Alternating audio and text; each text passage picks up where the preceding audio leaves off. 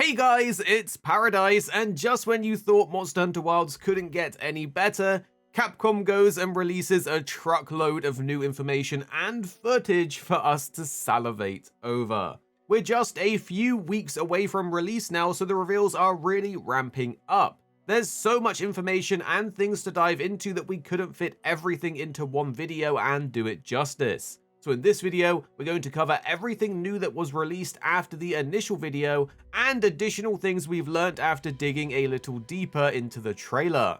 First, let's give you a super quick rundown of the main things that were shown in the Monster Hunter Showcase, and starting off we had the new region called the Ice Shard Cliffs, with new monsters including the Hirabami, Nursilla, and a possible ice area Apex.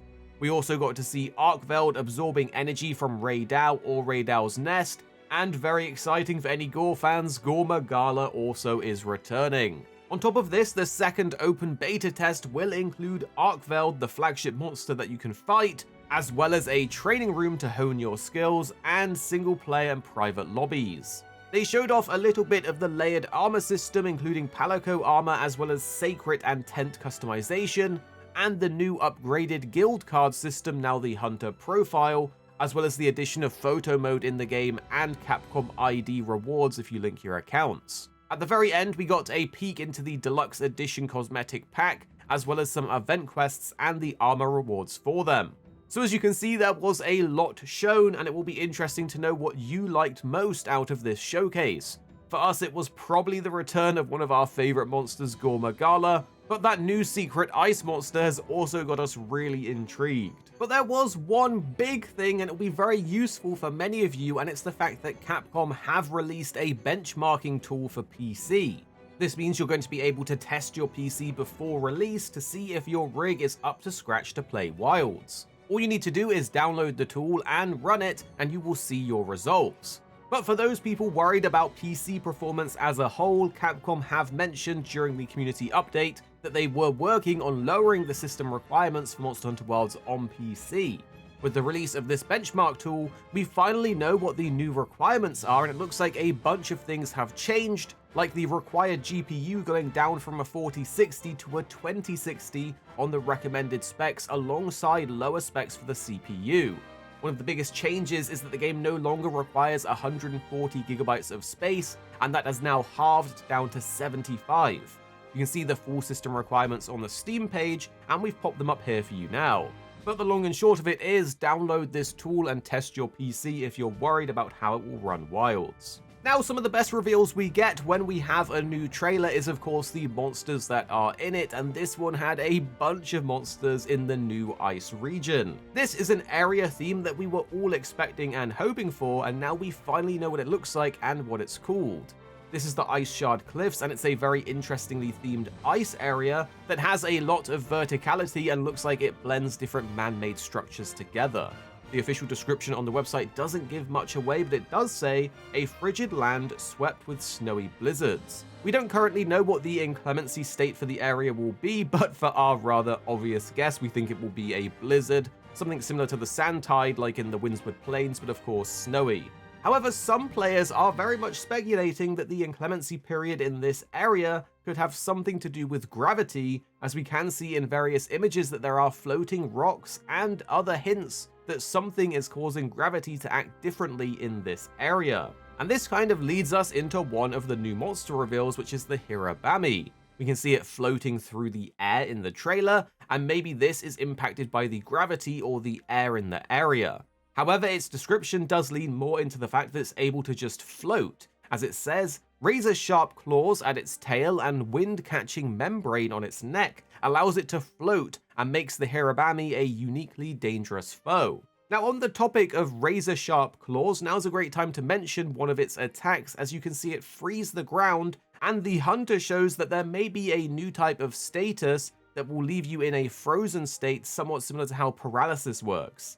This monster is going to be a very interesting one to hunt, and I'm sure plenty of people will be hunting it down for that sweet armor set. Now, returning monsters are always a big feature in trailers, and this time we got to see both Nursilla and Gore Magala making a return. Nursilla looks absolutely amazing, and we can't wait to tackle this monster in the full game. But just a reminder for Nasilla and those that have arachnophobia, the new arachnophobia mode only works against small monsters, meaning big monsters like Nasilla or Lalabarina will not be changed by that mode. It will still be useful though, as we do know Nasilla likes to spawn a lot of baby spiders, as we can see them for a frame or two in the trailer, so that mode should still hopefully help. But also something that may be of interest for those of you that are more into ecology is that we can see Nasilla is hunting a Gypceros, which is something we have obviously known about from previous games but not seen in HD action. For those of you seeing Nasilla for the first time, here's the monster's description. Nasilla physically resembles a real-life arachnid, but is much larger in size. Its body is mainly white, with dark blue and grey markings around its joints and orange hair on its appendages and abdomen.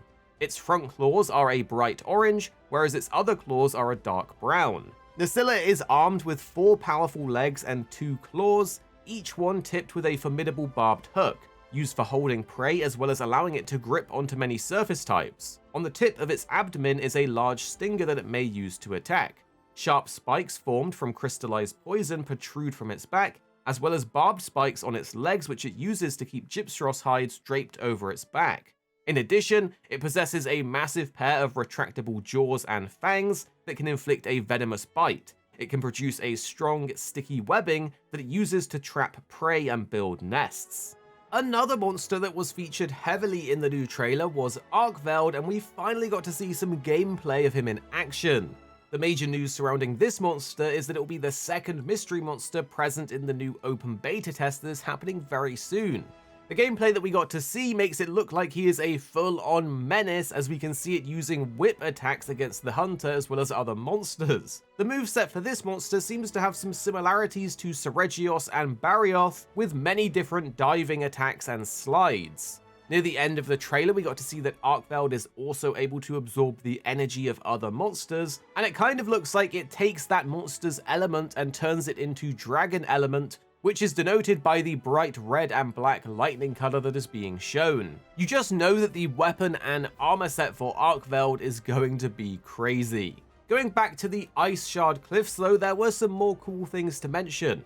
A player in the beta found a cave that looks like an entrance to the Ice Shard Cliffs area, meaning that maybe all the areas will be accessible from one another, which is pretty cool if possible. Also, not only were there officially announced monsters in the trailer, but we also got to see what the community is thinking is the apex of the Ice Shard Cliffs area. In the trailer, we can see this monster that looks insane and is very unique. In the brief clip we have of it, it's performing an ice beam attack while being surrounded by a number of Hirabami.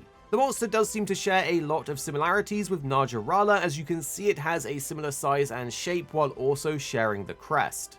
In some of the interviews, the developers have said there's no connection to previous games. But in the trailer, you can see Fabius, which players are speculating is the Ace Lancer from Monster Hunter 4U, and he's rocking his full gear, which is the same as the Ace Lancer. Another character that was highlighted, and is a very cute one, is a Woodward called Rove. On the official website, Rove is listed as being a major character, meaning he will probably be prominent throughout the game's story. The website says he's a Woodward who wanders the wilds far from his home. After all of this, we finally got a look at the layered armor system in a bit more depth, and we know that high rank armor is usable as layered armor once you have forged it, meaning that fashion hunters will be able to flex from the start with their amazing outfits, and this is a much better streamlined system. But something notable from this part of the trailer is that there's one piece that is listed called Komagji. We don't know what it looks like, but it seems to be a smaller monster or monster's armor piece that is yet to be revealed. And not only that, but we also have the return of alpha and beta sets from Monster Hunter World, as you can see in the armor list that the Kutku set has an alpha and beta version. For those of you who don't remember the difference between these different versions, basically the alpha version of sets comes with more skills baked into the armor pieces. Meanwhile, running a particular theme while in the beta version reduces the number of skills on the set but gives you more decoration slots to start customizing it more. Something that's worth pointing out is the Congalala Palico armor, because this thing looks awesome. We actually hope there's more in this style for other monsters too. And for those of you that want to be as ready as possible for when the game launches, You'll be happy to hear that you can preload the game up to 48 hours before release on the 28th of February. This information comes from the official Twitter, but it doesn't list what platforms you're able to do this on, but we're guessing it will be available on all of them. So there's a deeper look into everything from this new showcase, and when there's more details, we will have you covered with a follow-up video. Here at Arekkz Gaming, we're two friends who love to play games. You have me, Paradise, as well as 26. Our goal is to keep the videos as concise as possible by cutting out any of the fluff and focusing on what really matters with high quality videos. So make sure you're subscribed down below for more videos on your favorite games coming very, very soon.